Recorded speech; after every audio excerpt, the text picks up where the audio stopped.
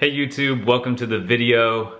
Today we're going to be taking a look at the kettlebell military press and some of the more common mistakes that people make when performing it. The strict military press is pound for pound the hardest of the basic lifts to perform. You're utilizing the relatively small muscle groups of the delts and the triceps to move a weight strictly without momentum through this overhead range of motion that is mechanically quite challenging.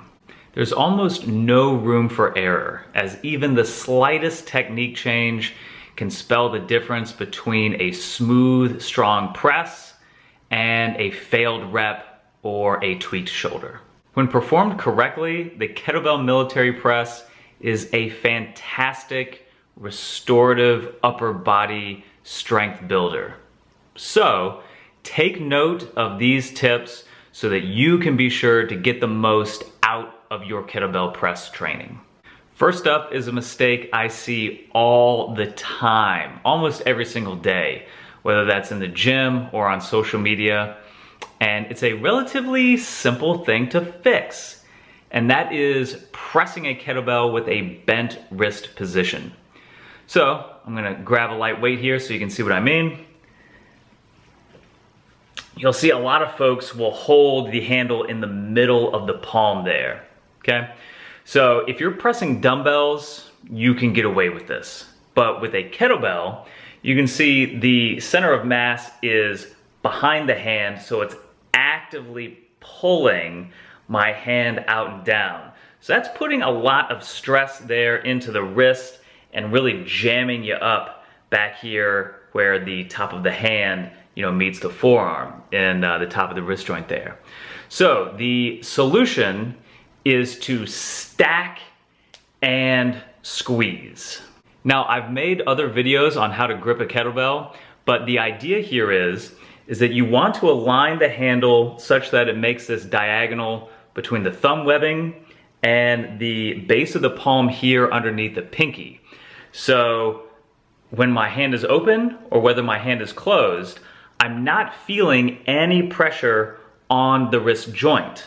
So from here you can see that the handle is stacked over the wrist, is stacked vertically all the way down to the elbow.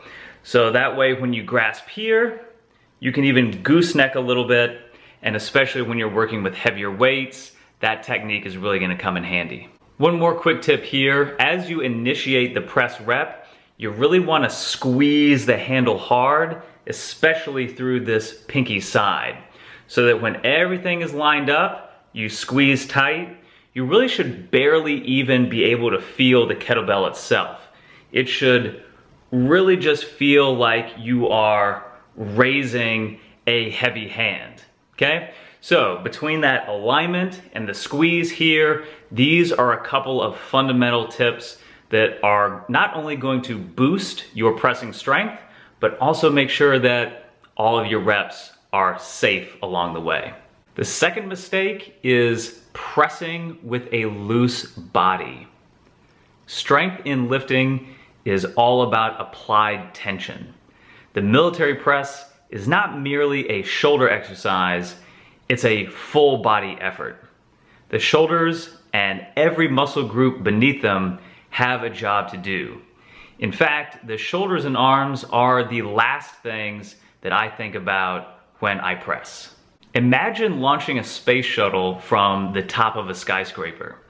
You'd not only want to make sure that the foundation was deep, strong, and secure, but that each floor was equally stable up along the way. And it's the same thing with pressing.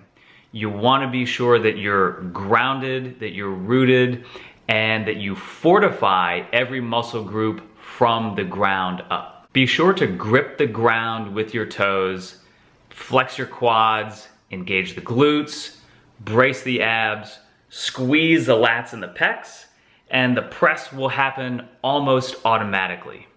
The third mistake is pressing too heavy too quickly. Kettlebell weights often come in 4 kilogram increments, And that represents a huge jump in relative intensity when it comes to overhead movement. And it's for that reason that steady linear progression just doesn't translate very well to kettlebell training. You'll quickly bump up against your max weight and get stuck. The solution is to completely own a given weight before making a jump to the next higher kettlebell. Stick to that lighter bell and build your work capacity over time with higher volumes and different pressing variations. Don't worry about lifting a heavier bell until you can consistently press the next lightest size for multiple sets of 3 to 5 reps.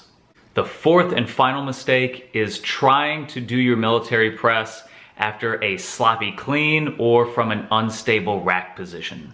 This ties right back into mistake number 2, where we focus on total body engagement. The clean is the first step in any military press.